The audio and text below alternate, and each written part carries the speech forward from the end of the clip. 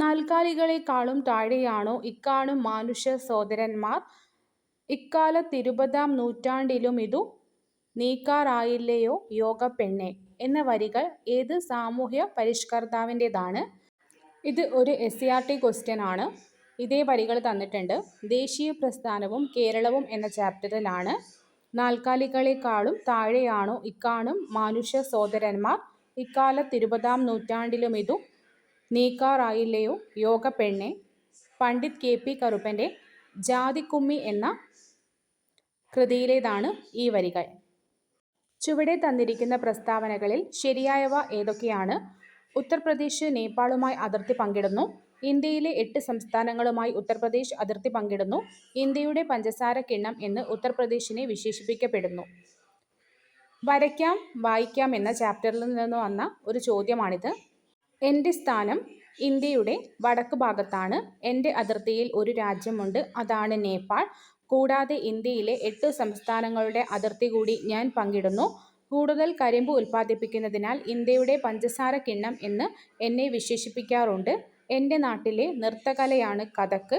എൻ്റെ പ്രധാന നഗരങ്ങളുടെ പേരുകൾ നിങ്ങൾ കേട്ടുകാണും. കാൺപൂർ, ലക്നൗ, വാരണാസി, ആഗ്ര, അലഹബാദ് മുതലായവയാണവ. അശോക സ്തംഭത്തിലൂടെ ശ്രദ്ധേയമായ സാരാനാഥ് എൻ്റെ പ്രശസ്തി ലോകമെങ്ങും പരത്തുന്നു.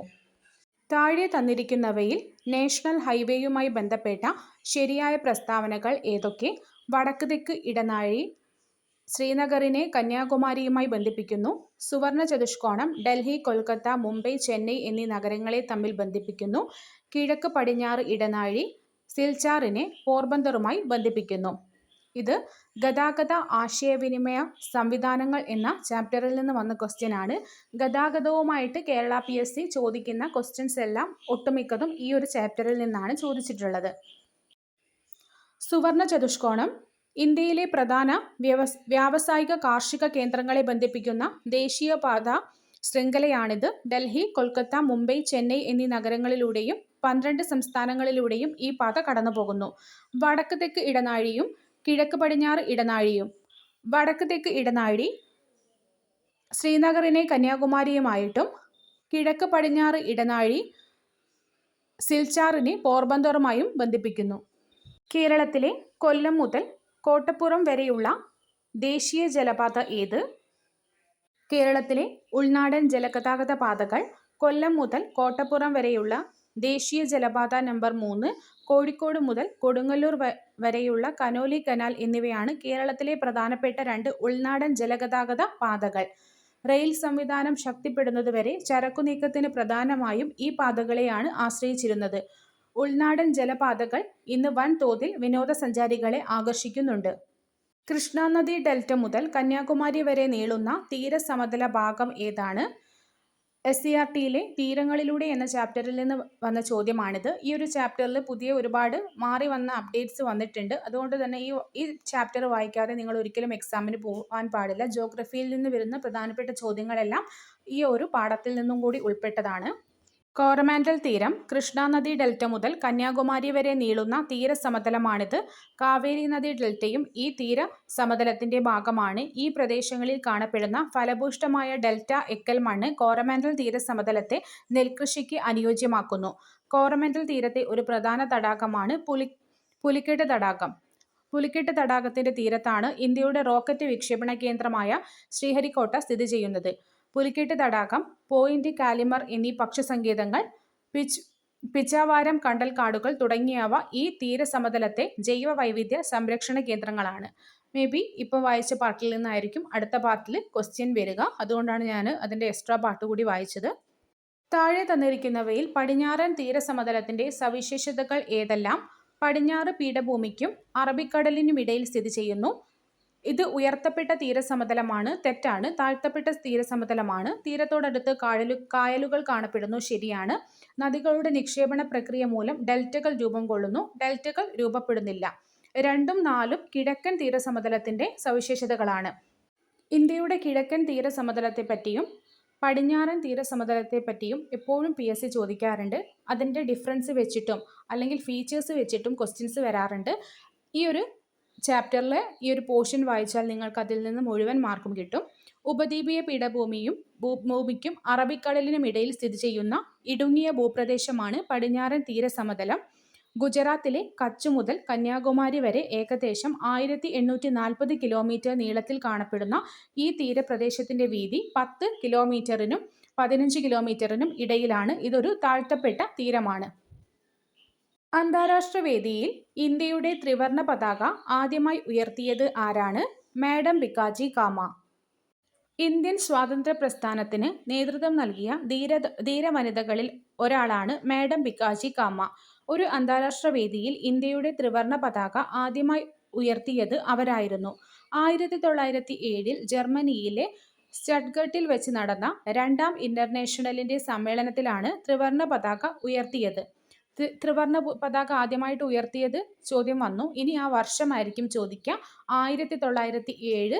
അതല്ലെങ്കിൽ സ്ഥലമായിരിക്കും ജർമ്മനിയിലെ സ്റ്റട്ട്ഗർട്ട്. ബ്രിട്ടീഷുകാർ രാജ്മഹൽ കുന്നിന്റെ താഴ്വരയിൽ സന്താളുകളെ അധിവസിപ്പിച്ച പ്രദേശം. ഇത് NCERTയിൽ നിന്ന് വന്ന ക്വസ്റ്റ്യൻ ആണ്.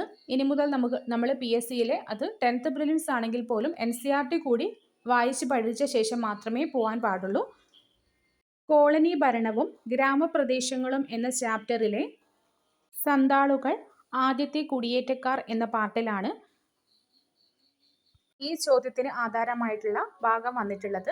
സന്താളുകൾക്ക് ഭൂമി നൽകുകയും രാജ്മഹൽ കുന്നുകളുടെ താഴ്വരകളിൽ അധിവസിക്കാൻ പ്രേരിപ്പിക്കുകയും ചെയ്തു. 1832 ഒരു വലിയ ഭൂപ്രദേശം ദാമിൻ-ഇ-കോഹ് ആയി വേർതിരിക്കപ്പെട്ടു. ഇത് സന്താളുകളുടെ ഭൂമിയായി പ്രഖ്യാപിക്കപ്പെട്ടു. അവർ അതിനകത്ത് ജീവിച്ച് കലപ്പ ഉപയോഗിച്ച് കൃഷി ശീലിപ്പിച്ച് അധിവാസ കർഷകരായിട്ട് മാറണമായിരുന്നു. ആദ്യത്തെ 10 വർഷത്തിനുള്ളിൽ തങ്ങൾക്ക് ലഭിച്ച ഭൂമിയുടെ 1/10 ഭാഗം വെട്ടിത്തെളിയിച്ച് കൃഷി ഇറക്കണമെന്ന് സന്താളുകൾക്ക് ഭൂദാനരേഖയിൽ വ്യവസ്ഥ ചെയ്തിരുന്നു. ഈ പ്രദേശം അളന്ന് തിട്ടപ്പെടുത്തുകയും അതിൻ്റെ ഭൂരേഖ തയ്യാറാക്കുകയും ചെയ്തു. ഇന്ത്യയിലെ നാട്ടുരാജ്യങ്ങളെ ഇന്ത്യൻ യൂണിയനോട് ലയിപ്പിക്കാൻ പങ്കുവഹിച്ച നേതാവ് ആരാണ്? സർദാർ വല്ലഭായ് പട്ടേൽ.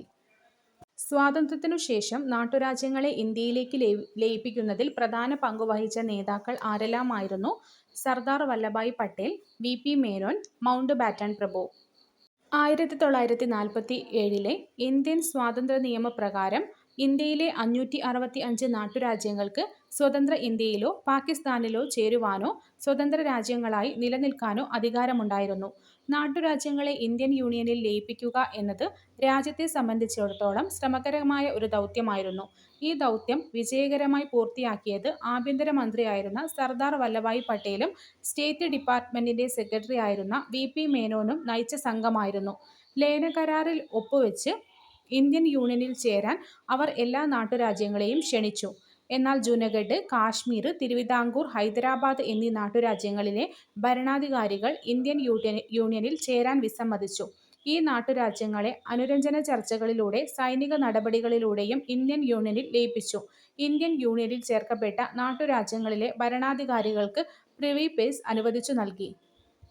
സ്വാതന്ത്ര്യാനന്തര ഇന്ത്യയിൽ വിനോബ ഭാവെ ആരംഭിച്ച ഭൂരഹിതരായ കർഷകർക്ക് ഭൂമി വിതരണം ചെയ്യുക എന്ന ലക്ഷ്യമിട്ട സാമൂഹിക മുന്നേറ്റം ഏതാണ്? ഭൂദാൻ പ്രസ്ഥാനം. നിയമനിർമ്മാണത്തിലൂടെയല്ലാതെ ഭൂപരിഷ്കാരം നടപ്പിലാക്കുന്നതിനായി വിനോബ ഭാവെയുടെ നേതൃത്വത്തിൽ ആരംഭിച്ചതാണ് ഭൂദാന പ്രസ്ഥാനം. വിനോബ ഭാവെയും അനുയായികളെയും ഗ്രാമങ്ങൾ തോറും പദയാത്ര നടത്തി വൻകിട ഭൂ ഉടമകളെ അവരുടെ കൈവശമുള്ള ഭൂമിയുടെ 1/6 ഭൂദാനമായി നൽകുന്നതിന് പ്രേരിപ്പിക്കുകയും അങ്ങനെ ലഭിച്ച ഭൂമി ഭൂരഹിതർക്ക് വിതരണം ചെയ്യുകയും ചെയ്തു. ഭൂപരിഷ്കരണ നിയമങ്ങൾ നിലവിൽ വന്നതോടെ ഭൂദാന പ്രസ്ഥാനത്തിന്റെ ശക്തി കുറഞ്ഞു. DNA-യിൽ ഉള്ളതും RNA-യിൽ ഇല്ലാത്തതുമായ നൈട്രജൻ ബേസ് ഏതാണ്? തൈമിൻ. DNA പോലെ മറ്റൊരു ന്യൂക്ലിക് ആസിഡാണ് RNA. ഇവയും ന്യൂക്ലിയോടൈഡുകളാൽ നിർമ്മിതമാണ്. ഓരോ ന്യൂക്ലിയോടൈഡിലും ഒരു റൈബോസ് പഞ്ചസാര, ഒരു ഫോസ്ഫേറ്റ് ഗ്രൂപ്പ്, ഒരു നൈട്രജൻ ബേസ് എന്നിങ്ങനെ അടങ്ങിയിരിക്കുന്നു. അഡിനിൻ, ഗ്വാനിൻ, യുറാസിൽ, സൈറ്റോസിൻ എന്നിവയാണ് RNA-യിലെ നൈട്രജൻ ബേസുകൾ. മിക്ക RNA-യ്ക്കും ഒരു ഇഴയാണുള്ളത്. DNA-യിലെ നൈട്രജൻ ബേസുകളാണ് adenine, thymine, guanine, cytosine. India wins freedom എന്ന പുസ്തകം രചിച്ചതാര്? മൗലാന അബ്ദുൽ കലാം ആസാദ്. സ്വതന്ത്ര ഇന്ത്യയുടെ ആദ്യത്തെ വിദ്യാഭ്യാസ മന്ത്രിയാണ് മൗലാന അബ്ദുൽ കലാം ആസാദ്. സ്വതന്ത്ര ഇന്ത്യയുടെ വിദ്യാഭ്യാസ നയം രൂപപ്പെടുത്തുന്നതിൽ അദ്ദേഹം സുപ്രധാന പങ്കുവഹിച്ചു. അദ്ദേഹത്തിന്റെ ജന്മദിനമായ നവംബർ 11 ദേശീയ വിദ്യാഭ്യാസ ദിനമായി ആചരിക്കുന്നു. അദ്ദേഹം രചിച്ച ശ്രദ്ധേയമായ ഗ്രന്ഥമാണ് ഇന്ത്യ വിൻസ് ഫ്രീഡം. പ്ലാനിംഗ് കമ്മീഷനു പകരമുള്ള പുതിയ സംവിധാനമായ നീതി ആയോഗിലെ നീതിയുടെ പൂർണ്ണരൂപം national institution for transforming India. India government ആസൂത്രണ കമ്മീഷനു പകരമായിട്ട് ഒരു പുതിയ സ്ഥാപനമായ നീതി ആയോഗ് സ്ഥാപിച്ചു. 2016 ജനുവരി 1 നിലവിൽ വന്നു. അതിന്റെ ഘടനയും ലക്ഷ്യങ്ങളും ചുവടെ കൊടുത്തിരിക്കുന്നു. റേച്ചൽ കേഴ്സൺ രചിച്ച സൈലന്റ് സ്പ്രിംഗ് എന്ന ഗ്രന്ഥത്തിന്റെ പ്രതിപാദ്യ വിഷയം DDT പോലുള്ള കീടനാശിനികൾ സൃഷ്ടിക്കുന്ന പാരിസ്ഥിതിക ആരോഗ്യ പ്രശ്നങ്ങൾ പ്രതിപാദിച്ച് റേച്ചൽ കേഴ്സൺ എന്ന അമേരിക്കൻ ഗവേഷക 1962 പ്രസിദ്ധീകരിച്ച നിശബ്ദ വസന്തം എന്ന പുസ്തകം ലോക പ്രശസ്തി നേടി. ഇൻസെക്ട് ബോംബ് എന്ന ഓമനപ്പേരിൽ പെട്രോളിയം ഉൽപ്പന്നങ്ങളുമായി കലർത്തി DDT കൃഷിയിടങ്ങളിൽ വ്യാപകമായി സ്പ്രേ ചെയ്തതിലൂടെ ചെറു ജന്തുക്കളോടൊപ്പം പക്ഷികളും കൂട്ടത്തോടെ ചത്തു. ക്യാൻസറിന് കാരണമാകുന്ന വസ്തുക്കളെ അല്ലെങ്കിൽ ഘടകങ്ങളെ പൊതുവായിട്ട് വിളിക്കുന്ന പേര് എന്താണ്? കാർസിനോജനുകൾ. അർബുദത്തിന്റെ കാരണങ്ങൾ. സാധാരണ കോശങ്ങൾ ഭൗതികവും രാസികവും ജൈവികവുമായ ഘടകങ്ങളുടെ പ്രേരണയാൽ അർബുദകോശങ്ങളായിട്ട് രൂപാന്തരപ്പെടുന്നു. ഈ ഘടകങ്ങളെ അർബുദകാരികൾ കാർസിനോജൻസ് എന്ന് വിളിക്കുന്നു. മനുഷ്യ മസ്തിഷ്കം നാഡീവ്യൂഹത്തിന്റെ പ്രധാന അവയവമാണ്. ഇത് ശരീരത്തിന്റെ മുഴുവൻ നിയന്ത്രണ കേന്ദ്രമായിട്ട് പ്രവർത്തിക്കുന്നു. മസ്തിഷ്കത്തെയും സുഷുമ്നാ നാഡിയെയും പൊതിഞ്ഞു സംരക്ഷിക്കുന്ന പാളി ഏതാണ്? മെനിഞ്ചസ്. കേന്ദ്ര നാഡീവ്യവസ്ഥയുടെ ഭാഗങ്ങളാണ് മസ്തിഷ്കം, സുഷുമ്ന എന്നിവ. മസ്തിഷ്കം, സുഷുമ്ന എന്നിവ പൊതിഞ്ഞു 3 പാളികളോടുകൂടി മെനിഞ്ചസ് കാണപ്പെടുന്നു. മെനിഞ്ചസിന്റെ ആന്തരപാളികൾക്കിടയിലും മസ്തിഷ്കത്തിന്റെ അറകളിലും സുഷുമ്നയുടെ സെൻട്രൽ കനാലിലും നിറഞ്ഞിരിക്കുന്ന ദ്രാവകമാണ് സെറിബ്രോസ്പൈനൽ ദ്രവം. ഈ ദ്രവത്തിന്റെ രൂപീകരണത്തിൽ എപ്പെൻഡൈമൽ കോശങ്ങൾക്ക് പങ്കുണ്ട്.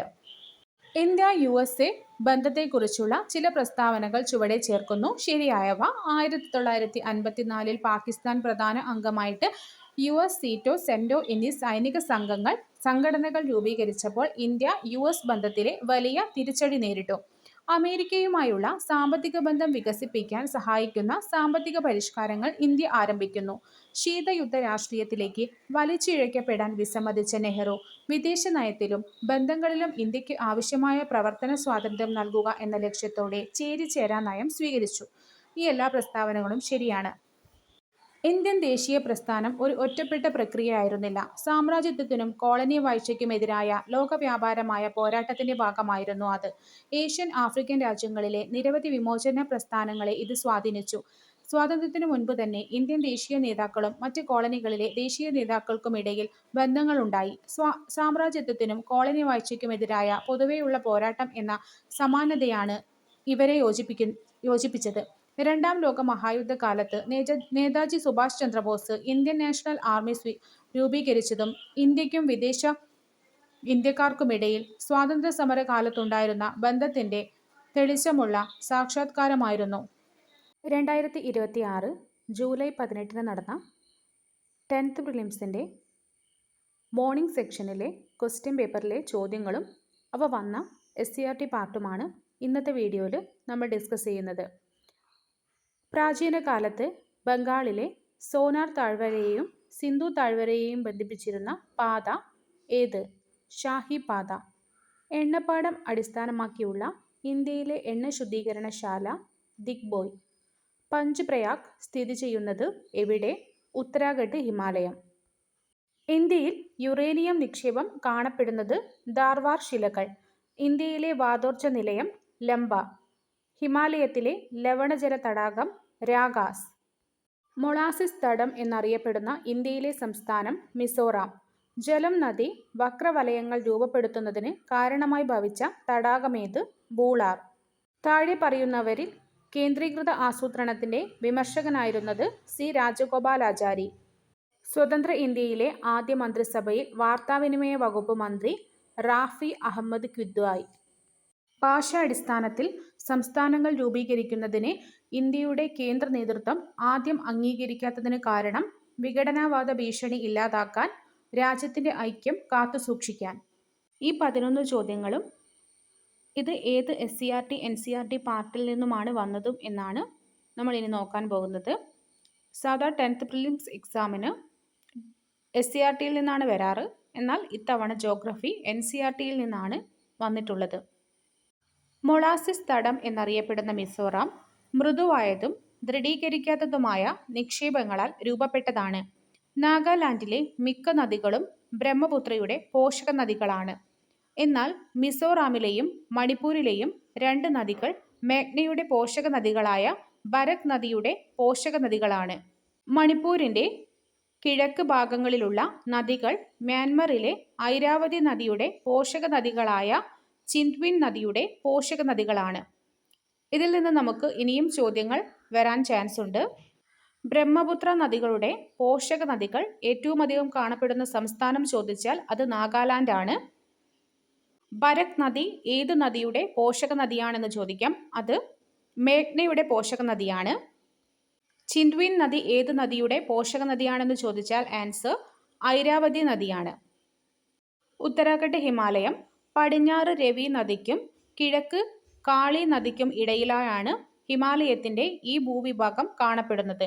സിന്ധു, ഗംഗ എന്നീ 2 നദീവ്യൂഹങ്ങളാണ് ഈ പ്രദേശത്തെ പ്രധാന നീരൊഴുക്കുകൾ. സിന്ധു നദിയുടെ പോഷക നദികളായ രവി, ബിയ, സത്ലജ് എന്നിവയും ഗംഗയുടെ പോഷക നദികളായ യമുന, ഗാഗ്ര എന്നിവയുമാണ് പ്രധാന നദികൾ. ലാഹുൽ സ്പിതി ജില്ലയിലെ സ്പിറ്റി റവന്യൂ സബ് ഡിവിഷനിൽ ഉൾപ്പെടുന്ന ഹിമാചൽ ഹിമാലയത്തിന്റെ ഏറ്റവും വടക്ക് ഭാഗം ലഡാക്ക് ശീതഭൂമിയുടെ തുടർച്ചയാണ്. ഈ സെന്റൻസിന്റെ ഏറ്റവും ലാസ്റ്റ് ആണ് നമ്മുടെ ആൻസർ വരുന്നത്. പ്രസിദ്ധമായ പൂക്കളുടെ താഴ്വര ഇവിടെയാണ് സ്ഥിതി ചെയ്യുന്നത്. ഗംഗോത്രി, യമുനോത്രി, കേദാർനാഥ്, ബദരിനാഥ്, ഹേമകുണ്ട് സാഹിബ് തുടങ്ങിയ തീർത്ഥാടന കേന്ദ്രങ്ങളും ഈ ഹിമാലയ ഭാഗത്തിൽ സ്ഥിതി ചെയ്യുന്നു. ഈ പ്രദേശം പ്രസിദ്ധമായ പഞ്ചപ്രയാഗുകളുടെ നദികളുടെ സംഗമസ്ഥാനം പേരിലും അറിയപ്പെടുന്നു. ഹിമാലയത്തിലെ ലവണജല തടാകം ഏത് എന്ന ഒരു ചോദ്യം ഉണ്ടായിരുന്നു. അതിന്റെ ആൻസർ രാഗാസ് എന്നാണ്. എന്നാൽ NCERT ടെസ്റ്റിൽ രാഗാസിനെ കുറിച്ച് പറയുന്നുണ്ടെങ്കിലും ലവണജല തടാകമാണ് എന്ന് പറയുന്നില്ല. എങ്കിലും ആ ചോദ്യം വന്നത് SCERTയിൽ നിന്ന് തന്നെയാണ്. ടിബറ്റിലെ മാനസ സരോവര തടാകത്തിനടുത്ത് 4555 മീറ്റർ ഉയരത്തിൽ സ്ഥിതി ചെയ്യുന്ന രാഗാസ് തടാകത്തിൽ നിന്നുത്ഭവിക്കുന്ന സത്ലജ് നദി അവിടെ ലങ്ചൻ ഗംബാബ് എന്ന് വിളിക്കപ്പെടുന്നു. ഇന്ത്യയിലേക്ക് പ്രവേശിക്കുന്നതിന് മുൻപായി ഏകദേശം 400 കിലോമീറ്ററോളം സിന്ധു നദിക്ക് സമാന്തരമായി ഒഴുകുന്ന സത്ലജ് രൂപാറിൽ ഗിരികന്ധരങ്ങൾക്ക് പുറത്തെത്തുന്നു. ഹിമാലയത്തിലെ ഷിപ്കില ചുരം കടന്ന് പഞ്ചാബ് സമതലത്തിൽ പ്രവേശിക്കുന്ന സത്ലജ് ഒരു പൂർവ്വകാലീന നദിയാണ്. ബക്രാനങ്കൽ ജല പദ്ധതിയുടെ കനാൽ വ്യൂഹത്തിൽ ജലം ലഭ്യമാക്കുന്നതിനാൽ സത്ലജ് സിന്ധു നദിയുടെ ഏറെ പ്രധാനപ്പെട്ട പോഷക നദിയാണ്. ഇതിലെ ഒളിഞ്ഞിരിക്കുന്ന ഒരു ചോദ്യം ലങ്ചൻ ഗംബാബ് എന്ന് വിളിക്കപ്പെടുന്ന നദി ഏതാണ് എന്ന് ചോദിച്ചാൽ അത് സത്ലജ് ആണ്. സത്ലജ് നദിയാണ് ലങ്ചൻ ഗംബാബ് എന്ന് വിളിക്കപ്പെടുന്നത്. സത്ലജ് ഒരു പൂർവ്വകാലീന നദി കൂടിയാണ്. ബംഗാളിലെ സോനാർ താഴ്വര മുതൽ സിന്ധു താഴ്വര വരെ തന്റെ സാമ്രാജ്യം ശക്തിപ്പെടുത്തുന്നതിനും ഒരുമിപ്പിക്കുന്നതിനുമായി ഷേർഷാ സുരി നിർമ്മിച്ചതാണ് ഷാഹി റോഡ്. കൽക്കട്ടയെ പെഷവാറുമായി ബന്ധിപ്പിക്കുന്ന ഈ റോഡ് ബ്രിട്ടീഷ് കാലഘട്ടത്തിൽ ഗ്രാൻഡ് ട്രങ്ക് റോഡ് എന്ന് പുനർനാമകരണം ചെയ്യപ്പെട്ടു. ഇപ്പോൾ ഇത് അമൃത്സർ മുതൽ കൊൽക്കത്ത വരെയാണ്. ഗ്രാൻഡ് ട്രങ്ക് റോഡിന്റെ മറ്റൊരു പേര് എന്താണ്? ഷാഹി റോഡ്. ഇത് ബന്ധിപ്പിക്കുന്നത് അമൃത്സർ മുതൽ കൊൽക്കത്ത വരെ. എണ്ണക്കിണറുകളിൽ നിന്നും കിട്ടുന്നത് മാലിന്യപൂരിതമായ അസംസ്കൃത എണ്ണയായതിനാൽ അതിനെ നമുക്ക് നേരിട്ട് ഉപയോഗിക്കാനാവില്ല. അത് ശുദ്ധീകരിക്കേണ്ടതുണ്ട്. ഇന്ത്യയിൽ 2 തരത്തിലുള്ള എണ്ണ ശുദ്ധീകരണശാലകളാണുള്ളത്. എണ്ണപ്പാടം അടിസ്ഥാനമാക്കിയുള്ള എണ്ണ ശുദ്ധീകരണശാലയ്ക്ക് ഉദാഹരണമാണ് ദിഗ്ബോയ്. കമ്പോള അടിസ്ഥാനത്തിലുള്ള എണ്ണ ശുദ്ധീകരണശാലയ്ക്ക് ഉദാഹരണമാണ് ബറൗണി. ബറൗണി ഒരു എണ്ണ ശുദ്ധീകരണശാലയാണ് കമ്പോള അടിസ്ഥാനമാക്കിയിട്ടുള്ള. ആണവോർജം ഇന്ന് ഒരു പ്രായോഗിക ഊർജ സ്രോതസ്സായി മാറിയിട്ടുണ്ട്. യുറേനിയവും തോറിയവുമാണ് ആണവോർജ ഉൽപാദനത്തിനായി ഉപയോഗിക്കുന്ന പ്രധാന ധാതുക്കൾ. ധർവാർ ശിലകളിലാണ് യുറേനിയം നിക്ഷേപങ്ങൾ കാണപ്പെടുന്നത്. പ്രത്യേക സംസ്ഥാനത്തിന് വേണ്ടിയുള്ള ആവശ്യങ്ങൾ രാഷ്ട്രത്തിന്റെ ഐക്യത്തെ അപകടപ്പെടുത്തുമോ എന്നതായിരുന്നു ആദ്യ വർഷങ്ങളിൽ ഏറ്റവും പ്രധാനപ്പെട്ട ഉത്കണ്ഠ. ഭാഷാ സംസ്ഥാനങ്ങൾ വിഘടനവാദത്തെ പരിപോഷിപ്പിക്കുമെന്നും അത് പുതുതായി രൂപം കൊണ്ട രാഷ്ട്രത്തിനുമേൽ സമ്മർദ്ദങ്ങൾ സൃഷ്ടിക്കുമെന്നുള്ള ആകുലതകളുമുണ്ടായിരുന്നു. പഴയകാല കോൺഗ്രസ് നേതാക്കന്മാരായ C Rajagopalachari, K M Munshi, N G Ranga, Minoo Masani എന്നിവരായിരുന്നു പാർട്ടിയെ നയിച്ചത്. മറ്റു പാർട്ടികളിൽ നിന്നും സാമ്പത്തിക വിഷയങ്ങളിൽ വ്യത്യസ്ത നിലപാട് പാർട്ടി സ്വീകരിച്ചു. സമ്പദ് വ്യവസ്ഥയെ നിയന്ത്രിക്കുന്നവരിൽ വളരെ കുറഞ്ഞ ഇടപെടൽ മാത്രമേ ഭരണകൂടം നടത്താവൂ എന്ന് പാർട്ടി ആഗ്രഹിച്ചു. ഇതിന് താഴെ സി രാജഗോപാലാചാരിയെക്കുറിച്ച് ഒരു കോളവും തന്നിട്ടുണ്ട്. റാഫി അഹമ്മദ് കിദ്വായ് 1894-1954 ഉത്തർപ്രദേശിൽ നിന്നുള്ള കോൺഗ്രസ് നേതാവ്. 1937-ലും 1947-ലും ഉത്തർപ്രദേശ് മന്ത്രി. സ്വതന്ത്ര ഇന്ത്യയിലെ ആദ്യ മന്ത്രിസഭയിൽ വാർത്താ വിതരണ പ്രക്ഷേപണ മന്ത്രി. 1952 മുതൽ 1954 വരെ കാലഘട്ടത്തിൽ ഭക്ഷ്യ കൃഷി മന്ത്രി. റാഫി അഹമ്മദ് കിദ്വായ് ഇന്ത്യയിലെ ആദ്യ മന്ത്രിസഭയിലെ വാർത്താ വിതരണ പ്രക്ഷേപണ മന്ത്രിയായിരുന്നു. പിന്നീട് ഭക്ഷ്യ കൃഷി മന്ത്രിയുമായിട്ടുണ്ട്. ഇദ്ദേഹം 1937-ലും 1946-ലും ഉത്തർപ്രദേശിലെ മന്ത്രിയായിരുന്നു. ഇനി അദ്ദേഹം ഏത് സംസ്ഥാനത്ത് നിന്നുള്ള ആളാണ് എന്നായിരിക്കും ചോദ്യം വരിക, അല്ലെങ്കിൽ ഏത് പാർട്ടിയെ റെപ്രസെന്റ് ചെയ്യുന്നു. ഉത്തർപ്രദേശിലാണ്, കോൺഗ്രസ് നേതാവാണ്. 1937-ലും 1946-ലും ഉത്തർപ്രദേശിലെ മന്ത്രിയായിട്ടുണ്ട്. ഇന്ത്യയിലെ വാർത്താ വിതരണ പ്രക്ഷേപണ മന്ത്രിയും ഭക്ഷ്യകൃഷി മന്ത്രിയുമായിട്ടുണ്ട്. രാജ്കുമാരി അമൃത് കൗർ ഗാന്ധിയനും സ്വാതന്ത്ര്യസമര സേനാനിയും കപൂർത്തല രാജകുടുംബാംഗം. അമ്മയിൽ നിന്നും ക്രിസ്തുമതം സ്വീകരിച്ചു. ഭരണഘടനാ നിർമ്മാണ സഭയിൽ അംഗത്വം. സ്വതന്ത്ര ഇന്ത്യയിലെ ആദ്യത്തെ ആരോഗ്യമന്ത്രി. 1957 വരെ ആരോഗ്യമന്ത്രിയായിരുന്നു. സ്വതന്ത്ര ഇന്ത്യയിലെ ആദ്യത്തെ വാർത്താ വിതരണ പ്രക്ഷേപണ മന്ത്രി റാഫി അഹമ്മദ് കിദ്വായ്. സ്വതന്ത്ര ഇന്ത്യയിലെ ആദ്യത്തെ ആരോഗ്യമന്ത്രി രാജ്കുമാരി അമൃത് കൗർ. മൗലാന അബ്ദുൽ കലാം ആസാദ്. അബ്ദുൽ കലാം മെഹിയുദ്ദീൻ അഹമ്മദ് എന്നാണ് യഥാർത്ഥ പേര്. ഇസ്ലാം മത പണ്ഡിതൻ, സ്വാതന്ത്ര്യ സമര സേനാനി, കോൺഗ്രസ് നേതാവ്, ഹിന്ദു മുസ്ലിം ഐക്യത്തിന്റെ വക്താവ്. വിഭജനത്തിന് എതിരായിരുന്നു. ഭരണഘടനാ നിർമ്മാണ സമിതി അംഗം. സ്വതന്ത്ര ഇന്ത്യയിലെ ആദ്യത്തെ വിദ്യാഭ്യാസ മന്ത്രി. കേരള PSC 2026 ജൂലൈ 18 നടത്തിയ എക്സാമിൽ ചോദിച്ച ഒരു ചോദ്യമാണ്. ഡോട്ട്സ് ഏത് രോഗത്തിന്റെ ചികിത്സാ രീതിയാണ്? ആൻസർ ക്ഷയം. നമുക്ക് ഇത് SCERTയിൽ നിന്നുള്ള ഒരു ചോദ്യമാണെന്ന് മനസ്സിലാക്കാൻ ആ പാർട്ട് ഒന്ന് പഠിക്കാം. ക്ഷയം രോഗകാരി മൈക്കോബാക്ടീരിയം ട്യൂബർകുലോസിസ്. പകർച്ചാരീതി രോഗി ചുമയ്ക്കുകയോ തുമ്മുകയോ സംസാരിക്കുകയോ ചെയ്യുമ്പോൾ വായുവിലെത്തുന്ന രോഗാണുക്കൾ അടങ്ങിയ ചെറിയ കണികകൾ ശ്വസിക്കുന്നതിലൂടെ. ബാധിക്കുന്ന ഭാഗം പ്രധാനമായും ശ്വാസകോശങ്ങളെയാണ് ബാധിക്കുന്നതെങ്കിലും വൃക്കകൾ, അസ്ഥികൾ, മസ്തിഷ്കം തുടങ്ങിയ ശരീരത്തിന്റെ മറ്റ് ഭാഗങ്ങളെയും ബാധിക്കാം. ലക്ഷണം: 2 ആഴ്ചയിൽ കൂടുതൽ നീണ്ടുനിൽക്കുന്ന ചുമ, പനി, വിശപ്പില്ലായ്മ, ഭാരക്കുറവ്, ക്ഷീണം എന്നിവയാണ് പ്രധാന ലക്ഷണങ്ങൾ. ചിലപ്പോൾ കഫത്തിൽ രക്തവും കണ്ടേക്കാം. പ്രതിരോധം, ചികിത്സ: BCG വാക്സിനേഷൻ, ഒന്നിലധികം ആന്റിബയോട്ടിക്കുകൾ ഒരുമിച്ച് ഉപയോഗിക്കുന്ന ദീർഘകാല ചികിത്സ. ഡോട്ട്സ്. കണ്ടൽ കാടുകൾക്കിടയിൽ എൻ്റെ ജീവിതം ആരുടെ ആത്മകഥയാണ്? കല്ലേൽ പൊക്കുടൻ.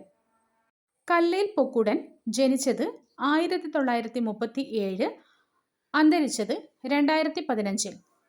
1937 മുതൽ 2015 വരെ. കണ്ടൽ കാടുകളുടെ സംരക്ഷണത്തിലൂടെ അവയുടെ പാരിസ്ഥിതിക പ്രാധാന്യം ബോധ്യപ്പെടുത്തിയ പരിസ്ഥിതി പ്രവർത്തകനാണ് കല്ലേൽ പൊക്കുടൻ. 100,000-ലേറെ കണ്ടൽ തൈകൾ നട്ടുപിടിപ്പിച്ച ഇദ്ദേഹം കണ്ടലുകളെ അവയുടെ സ്വാഭാവിക ആവാസ വ്യവസ്ഥയിൽ വളരാൻ അനുവദിക്കണമെന്ന നിലപാട് ഉയർത്തിപ്പിടിച്ചു. പല സ്ഥലങ്ങളിലും നടത്തിയ കണ്ടൽ സംരക്ഷണ പ്രവർത്തനങ്ങൾക്ക് അംഗീകാരമെന്നോണം അദ്ദേഹത്തെ കണ്ടൽ പൊക്കുടൻ എന്ന് വിളിച്ചു.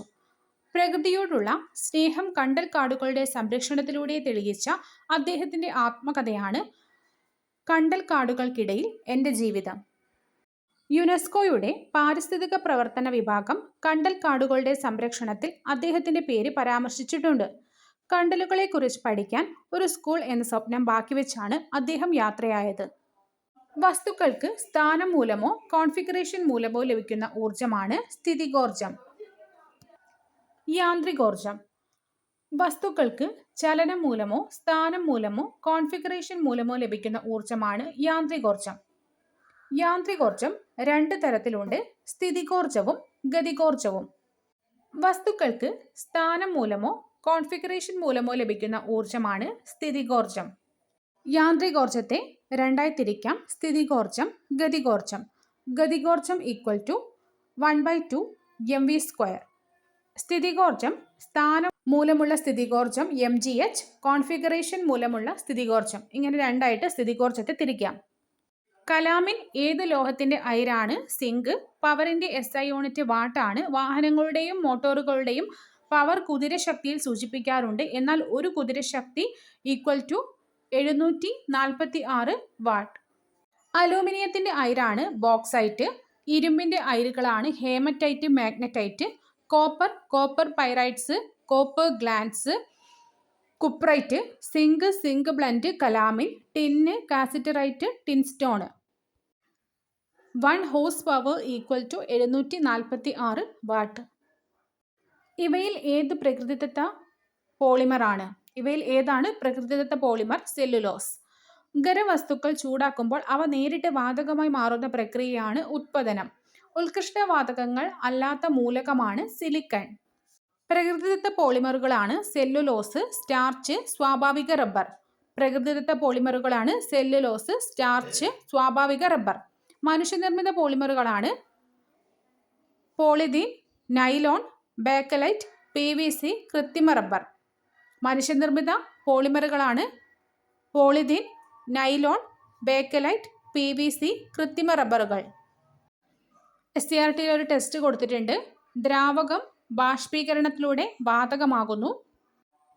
വാതകം സാന്ദ്രീകരണത്തിലൂടെ ദ്രാവകമാകുന്നു. ഖരം ഉത്പതനത്തിലൂടെ വാതകമാകുന്നു. വാതകം ഘനീഭവിക്കലിലൂടെ ഖരമാകുന്നു.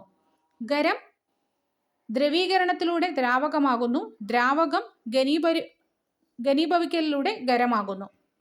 ചില ഖരപദാർത്ഥങ്ങൾ ചൂടാക്കിയാൽ ദ്രാവകമാകാതെ നേരിട്ട് വാതകമായി മാറും. ഈ പ്രക്രിയയെ ഉത്പതനം എന്ന് പറയുന്നു. അവയുടെ വാതകങ്ങൾ തണുപ്പിച്ചാൽ ഖരമായി മാറും. പാറ്റ ഗുളിക, അയഡിൻ എന്നിവ ഇത്തരത്തിലുള്ള ഖരപദാർത്ഥങ്ങളാണ്. താഴെ കൊടുത്തിരിക്കുന്നവയിൽ ഏത് ആവൃത്തിയിലുള്ള ശബ്ദമാണ് മനുഷ്യന് കേൾക്കാൻ സാധിക്കുന്നത്? 2000 ഹെർട്സ്. കാർബണിന്റെ പ്രകൃതിദത്ത ഐസോട്ടോപ്പുകളിൽ ഏതിനാണ് സ്ഥിരതയും ലഭ്യതയും കൂടുതൽ? കാർബൺ 12-നാണ്. ആവൃത്തി കൂടിയതും കുറഞ്ഞതുമായ ശബ്ദങ്ങൾ പ്രകൃതിയിൽ ഉണ്ടാകാറുണ്ട്. എന്നാൽ എല്ലാ ആവൃത്തിയിലും ഉള്ള ശബ്ദം മനുഷ്യന് കേൾക്കാൻ സാധ്യമല്ല. അതായത് മനുഷ്യന് കേൾക്കാൻ കഴിയുന്ന ശബ്ദത്തിന്റെ ആവൃത്തിക്ക് പരിധിയുണ്ട്. സാധാരണ കേൾവിശക്തിയുള്ള ഒരാളെ സംബന്ധിച്ചിടത്തോളം കേൾക്കാൻ കഴിയുന്ന ശബ്ദത്തിന്റെ കുറഞ്ഞ പരിധി 20 ഹെർട്സും കൂടിയ പരിധി 20,000 ഹെർട്സുമാണ്. അതായത് 20 കിലോ ഹെർട്സ്. 20 ഹെർട്സിൽ താഴെയുള്ള ആവർത്തി ശബ്ദത്തെ ഇൻഫ്രാസോണിക് എന്നും 20,000 ഹെർട്സിൽ മുകളിലുള്ള ശബ്ദത്തെ അൾട്രാസോണിക് എന്നും പറയുന്നു. കാർബൺ 12, 13, 14 എന്നിവ കാർബണിന്റെ പ്രകൃതിദത്ത ഐസോട്ടോപ്പുകളാണ്. കാർബൺ 12 ആണ് ഏറ്റവും സ്ഥിരതയുള്ളതും ലഭ്യത കൂടിയതുമായ കാർബൺ ഐസോട്ടോപ്പ്. കാർബണിന്റെ ആകെ ഐസോട്ടോപ്പുകളിൽ ഏകദേശം 1.1% മാത്രമാണ് കാർബൺ 13. ഇത് സസ്യങ്ങളിലും ജന്തുക്കളിലും നടക്കുന്ന ജീവൽ പ്രവർത്തനങ്ങളെക്കുറിച്ച് പഠിക്കാൻ ഉപയോഗിക്കുന്നു. കാർബൺ 13 സസ്യങ്ങളിലും ജന്തുക്കളിലും നടക്കുന്ന ജീവൽ പ്രവർത്തനങ്ങളെക്കുറിച്ച് പഠിക്കാൻ ഉപയോഗിക്കുന്നു. കാർബൺ 14 ഒരു റേഡിയോ ആക്റ്റീവ് ഐസോട്ടോപ്പ് ആണ്. ഇത് ഫോസിലുകളുടെ കാലപ്പഴക്കം നിർണ്ണയിക്കുന്നതിന് സഹായിക്കുന്നു. ഭാഗ്യലക്ഷ്മി ഏത് സസ്യത്തിന്റെ സങ്കര ഇനമാണ്? പയർ. മുളക് ഉജ്ജ്വല, ജ്വാലാമുഖി. പയർ ജ്യോതിക, ഭാഗ്യലക്ഷ്മി. നെല്ല് പവിത്ര, അന്നപൂർണ. തെങ്ങ് ചന്ദ്രലേഖ, ചന്ദ്രശങ്കര. വെണ്ട സൽകീർത്തി, കിരൺ. മനുഷ്യ ശരീരത്തിൽ കാൽസ്യം ആഗിരണം ചെയ്യുന്നതിന് സഹായിക്കുന്ന വിറ്റമിൻ ഏതാണ്? Vitamin D. വിറ്റമിൻ ഡി സൂര്യപ്രകാശം ഏൽക്കുമ്പോൾ ശരീരത്തിൽ നിർമ്മിക്കപ്പെടുന്നു. പാലുൽപ്പന്നങ്ങളിലൂടെയും വിറ്റമിൻ ഡി ലഭിക്കുന്നു. എല്ലുകളുടെയും പല്ലുകളുടെയും ആരോഗ്യം, കാൽസ്യം, ഫോസ്ഫറസ് എന്നിവയുടെ ആഗിരണത്തിനും വിറ്റമിൻ ഡി സഹായിക്കുന്നു. താഴെ നൽകിയിരിക്കുന്ന പ്രസ്താവനകൾ ശ്രദ്ധാപൂർവം വായിച്ച് ശരിയായ ഉത്തരം തിരഞ്ഞെടുക്കുക. ഓപ്ഷൻ ഡി ആണ് ആൻസർ. പ്രസ്താവന എയും ഡിയും ശരിയാണ്. കട്ടികൂടിയ ഭിത്തിയും ഉയർന്ന മർദ്ദത്തിൽ ഹൃദയത്തിൽ നിന്ന് രക്തം വഹിക്കുന്ന രക്തക്കുഴലുകളാണ് ധമനികൾ. അവയവങ്ങളിൽ നിന്ന് അവയവങ്ങളിലേക്ക് രക്തത്തെ വഹിക്കുന്ന രക്തക്കുഴലുകളാണ് പോർട്ടൽ സിരകൾ. ധമനി കട്ടികൂടിയ ഇലാസ്തികതയുള്ള ഭിത്തി. രക്തം ഉയർന്ന മർദ്ദത്തിലും വേഗത്തിലും ഒഴുകുന്നു. ഹൃദയത്തിൽ നിന്നും രക്തം വഹിക്കുന്നു. ലോമിക ഒറ്റനിര കോശങ്ങൾ മാത്രമുള്ള ഭിത്തി. ഭിത്തിയിൽ അതിസൂക്ഷ്മ സുഷിരങ്ങളുണ്ട്. രക്തം കുറഞ്ഞ മർദ്ദത്തിലും വേഗത്തിലും ഒഴുകുന്നു. സിര കട്ടികുറഞ്ഞ ഭിത്തി. രക്തം കുറഞ്ഞ മർദ്ദത്തിലും വേഗത്തിലും ഒഴുകുന്നു. വാൽവുകൾ കാണപ്പെടുന്നു. ഹൃദയത്തിലേക്ക് രക്തം വഹിക്കുന്നു. പോർട്ടൽ സിരകൾ ചില സിരകൾ ഹൃദയത്തിലേക്ക് നേരിട്ട് രക്തം എത്തിക്കുന്നതിന് പകരം അവയവങ്ങളിൽ നിന്ന് അവയവങ്ങളിലേക്ക് രക്തത്തെ വഹിക്കുന്നു. ഇത്തരം സിരകളാണ് പോർട്ടൽ സിരകൾ. ചെറുകുടലിൽ നിന്ന് രക്തത്തിലേക്ക് ആഗിരണം ചെയ്യപ്പെടുന്ന പോഷക ഘടകങ്ങളെ കരളിലെത്തിക്കുന്ന ഹെപ്പാറ്റിക് പോർട്ടൽ സിര ഇതിന് ഒരു ഉദാഹരണമാണ്. മനുഷ്യ ശരീരത്തിൽ ഏത് ഹോർമോണിന്റെ ഏറ്റക്കുറച്ചിലുകളാണ് ദൈനംദിന ഉറക്കത്തെയും ഉണരലിനെയും സ്വാധീനിക്കുന്നത്? മസ്തിഷ്കത്തിൽ തലാമസിന് സമീപം സ്ഥിതി ചെയ്യുന്ന പീനിയൽ ഗ്രന്ഥി മെലാറ്റോണിൻ എന്ന ഹോർമോൺ ഉൽപ്പാദിപ്പിക്കുന്നു. ഈ ഹോർമോണിന്റെ ഉൽപ്പാദനത്തിലുണ്ടാകുന്ന ഏറ്റക്കുറച്ചിലുകൾ ദൈനംദിന ഉറക്കത്തെയും ഉണരലിനെയും സ്വാധീനിക്കുന്നു. താഴെ നൽകിയിരിക്കുന്ന പ്രസ്താവനയും അതിനുള്ള കാരണവും ശ്രദ്ധാപൂർവം വായിച്ച് ശരിയായ ഉത്തരം തിരഞ്ഞെടുക്കുക. പ്രസ്താവന ശരിയാണ്, എന്നാൽ കാരണം തെറ്റാണ്. മികച്ച ഇനം വിത്തുകൾ ഉൽപ്പാദിപ്പിക്കുന്നതിനായി ശാസ്ത്രജ്ഞരും കർഷകരും കൃത്രിമ പരാഗണം നടത്താറുണ്ട്. ആൺപൂവിലെ പരാഗരേണുക്കൾ അനുയോജ്യമായ പെൺപൂവിന്റെ തന്തുകത്തിൽ വീഴുമ്പോഴാണ് മികച്ച ഫലങ്ങൾ ഉണ്ടാകുന്നത് എന്നത് തെറ്റാണ്. കേസരപുടം കേസരങ്ങൾ ചേർന്നതാണ് കേസരപുടം.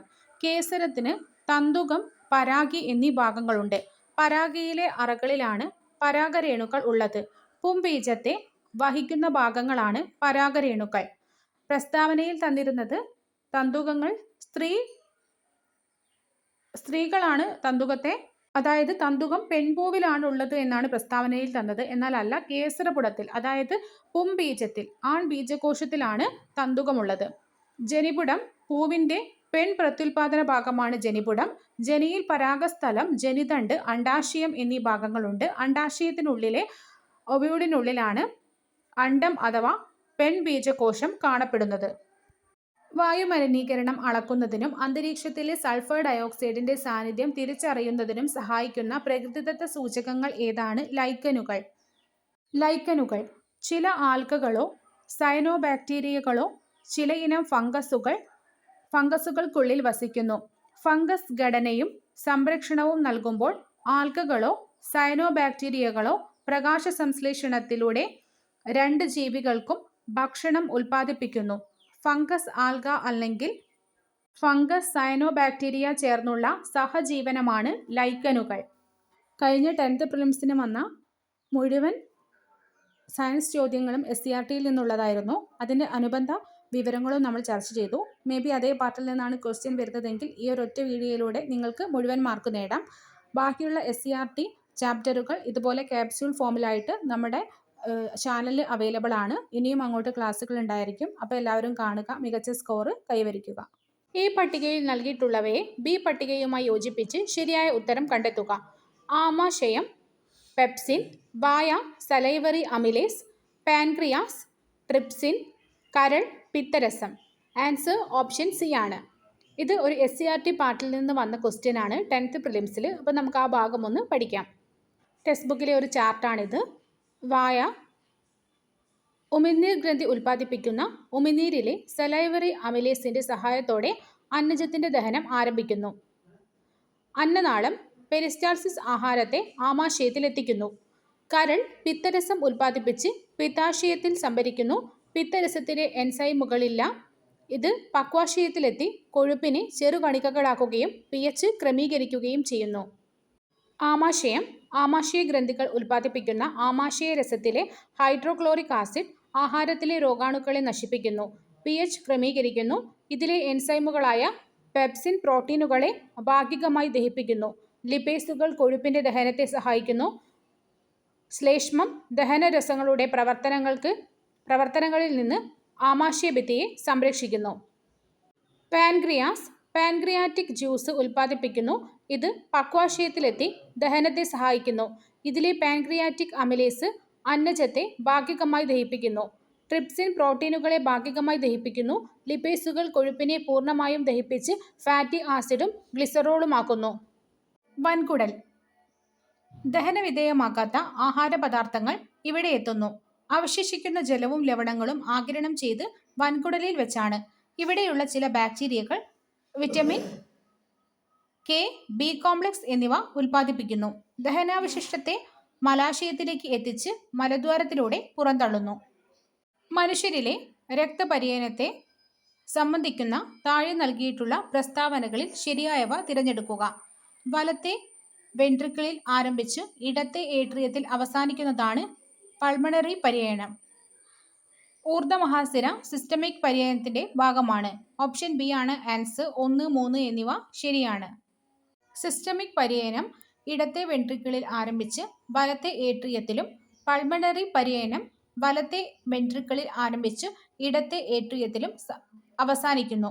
രക്തപര്യനത്തിൽ ഒരേ രക്തം 2 പ്രാവശ്യം ഹൃദയത്തിലൂടെ കടന്നു പോകുന്നതിനാൽ മനുഷ്യനിലെ രക്തപര്യനം ദ്വിപര്യനം എന്ന് അറിയപ്പെടുന്നു. ജീവകങ്ങളുടെ അഭാവത്തിൽ മനുഷ്യരിൽ ഉണ്ടാകുന്ന അപര്യാപ്തത രോഗങ്ങളുടെ ലക്ഷണങ്ങളിൽ ചിലതാണ് താഴെ നൽകിയിട്ടുള്ളത്. ഈ ലക്ഷണങ്ങൾ ഏത് പോഷകങ്ങളുടെ കുറവിനെയാണ് ബന്ധപ്പെട്ടിരിക്കുന്നത്? കുട്ടികളിലെ എല്ലുകൾ വളയുക, മൃദുവാകുക, എളുപ്പത്തിൽ പൊട്ടുക, പകൽ വെളിച്ചത്തിൽ സാധാരണ കാഴ്ച, മങ്ങിയ വെളിച്ചത്തിൽ അന്ധത. ആദ്യം പറഞ്ഞത് വിറ്റമിൻ ഡിയുടെ കുറവ് മൂലവും രണ്ടാമത് വിറ്റമിൻ എയുടെ കുറവ് മൂലവുമാണ്. താഴെ പറയുന്നവയിൽ ഏത് കൂട്ടത്തിലാണ് വെള്ളത്തിൽ ലയിക്കുന്ന വിറ്റമിനുകൾ ജീവകങ്ങൾ ഉൾപ്പെട്ടിരിക്കുന്നത്? ജീവകം ബിയും സിയുമാണ് വെള്ളത്തിൽ ലയിക്കുന്നത്. വിറ്റമിൻ എ കണ്ണ്, ത്വക്ക്, തലമുടി എന്നിവയുടെ ആരോഗ്യം. വിറ്റമിൻ ബി തലച്ചോറ്, നാഡികൾ, ഹൃദയം, ത്വക്ക് എന്നിവയുടെ ആരോഗ്യം.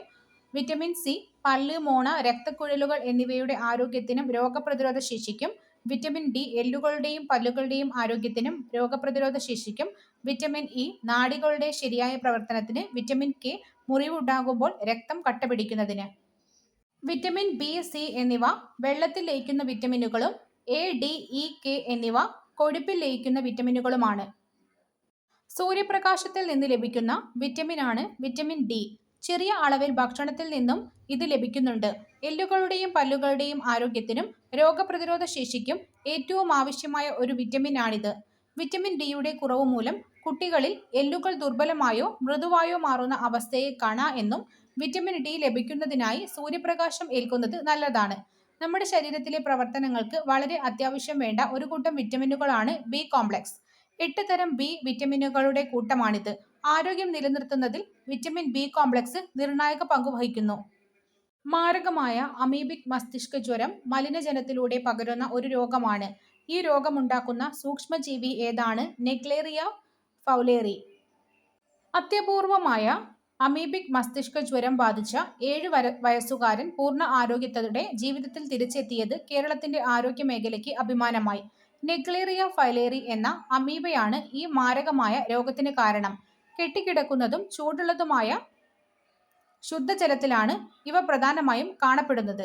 മലിനമായ വെള്ളം മൂക്കിലെത്തുമ്പോൾ അവിടെ നിന്ന് രോഗാണുക്കൾ തലച്ചോറിലേക്ക് കടക്കുകയും അണുബാധയുണ്ടാക്കുകയും ചെയ്യുന്നു. അതിനാൽ കെട്ടിക്കിടക്കുന്നതും ശുദ്ധമല്ലാത്തതുമായ ജലാശയങ്ങളിൽ കുടിക്കുന്നതും മുഖം കഴുകുന്നതും ഒഴിവാക്കി ഈ രോഗം വരുന്നത് തടയാമെന്ന് ആരോഗ്യവകുപ്പ് അറിയിച്ചു. താഴെ കൊടുത്തിട്ടുള്ളവയിൽ റിംഗ് വേമിനും കാൻഡിഡിയാസിസിനും പൊതുവായുള്ള സവിശേഷത ഏതാണ്? രണ്ടും ഫംഗസ് മൂലമുണ്ടാകുന്നു. ഫംഗസുകളും മനുഷ്യരിൽ പലതരം രോഗങ്ങൾക്ക് കാരണമാകാറുണ്ട്. ഇവ ചർമ്മത്തിലും നഖങ്ങളിലും നേരിട്ട് അണുബാധയുണ്ടാക്കുകയോ വിഷവസ്തുക്കൾ ഉൽപ്പാദിപ്പിക്കുകയോ ചെയ്താണ് രോഗങ്ങൾ സൃഷ്ടിക്കുന്നത്. റിംഗ് വേം രോഗം ബാധിച്ചവരിലൂടെയും സ്പർശനത്തിലൂടെയും മലിനമായ വസ്തുക്കളിലൂടെയും മൃഗങ്ങളിൽ നിന്നുമാണ് റിംഗ് വേം പടരുന്നത്. ഇതിൻ്റെ ലക്ഷണം വൃത്താകൃതിയിലുള്ള ചുവന്ന പാടുകൾ, ചൊറിച്ചിൽ. കാൻഡിഡിയാസിസ്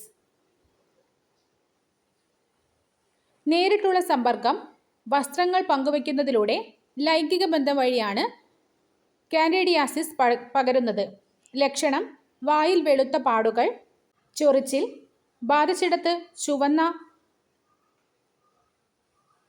ചൊറിച്ചിലുണ്ടാകുന്ന പാടുകൾ, നിറമങ്ങിയ കട്ടിയുള്ള നഖങ്ങൾ.